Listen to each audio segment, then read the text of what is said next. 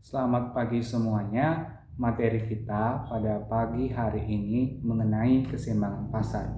Sebelumnya ada tujuan pembelajaran yang diharapkan dari materi ini. Peserta didik diharapkan mampu mendeskripsikan dan menjelaskan dengan tepat terbentuknya keseimbangan pasar. Pokok pembahasan pada materi ini ada 4. Yang pertama itu permintaan dan penawaran, kemudian ada faktor-faktor permintaan dan penawaran, kemudian ada fungsi permintaan dan penawaran, dan yang terakhir ada kurva permintaan dan penawaran. Pokok pembahasan pertama mengenai definisi permintaan. Jadi, permintaan adalah jumlah barang atau jasa tertentu yang diminta atau dibeli pada berbagai kemungkinan tingkat harga dan dalam waktu tertentu. Pokok pembahasan kedua, definisi dari penawaran. Permintaan dapat terwujud apabila ada barang-barang dan jasa yang disediakan penjual atau ditawarkan. Dengan demikian, bila ada permintaan dan penawaran, terjadilah transaksi di pasar. Dengan definisi tersebut, yang dimaksud dengan penawaran adalah jumlah barang dan jasa yang tersedia dan dapat dijual oleh penjual. Kemudian itu ada faktor-faktor yang mempengaruhi permintaan. Faktor-faktor yang mempengaruhi permintaan itu antara lain adalah harga barang itu sendiri, kemudian ada harga barang substitusi dan komplementer, kemudian ada selera dari pribadi masyarakat, kemudian ada pendapatan masyarakat, dan yang terakhir itu ekspektasi atau perkiraan harga pada masa yang akan datang. Kemudian itu ada faktor-faktor yang mempengaruhi penawaran. Faktor-faktor yang mempengaruhi penawaran antara lain adalah harga barang itu sendiri. Kemudian itu ada biaya untuk memperoleh faktor produksi.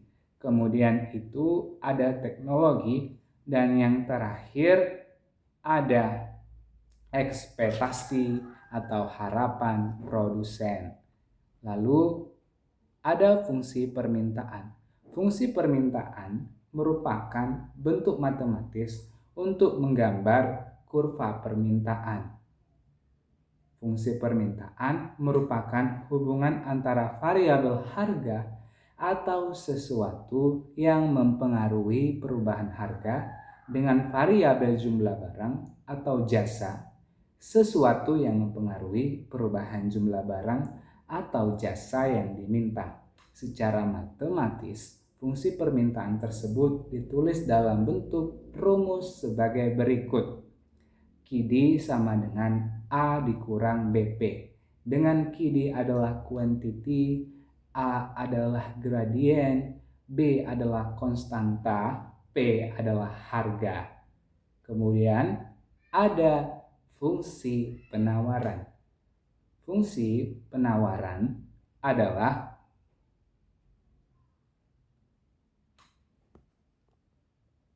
bentuk matematis untuk menyusun daftar penawaran pada berbagai kemungkinan tingkat harga bentuk umum. Fungsi penawaran dapat didefinisikan atau dirumuskan sebagai Q sama dengan A tambah B dikali P. Lalu ada hukum permintaan. Hukum permintaan menyatakan bahwa semakin rendah harga suatu barang, maka semakin banyak permintaan terhadap barang tersebut. Sebaliknya, semakin tinggi harga suatu barang, maka semakin sedikit permintaan terhadap barang tersebut. Hukum permintaan ini menjelaskan hubungan antara permintaan suatu barang dengan tingkat harga. Kenaikan dan penurunan permintaan barang tersebut, hubungan antara permintaan barang dan harga barang tidak searah atau dapat dikatakan negatif. Lalu ada hukum penawaran. Hukum penawaran menyatakan semakin tinggi harga barang, semakin banyak barang yang akan dijual atau ditawarkan produsen. Sebaliknya, semakin rendah harga barang, jumlah barang yang ditawarkan produsen semakin sedikit.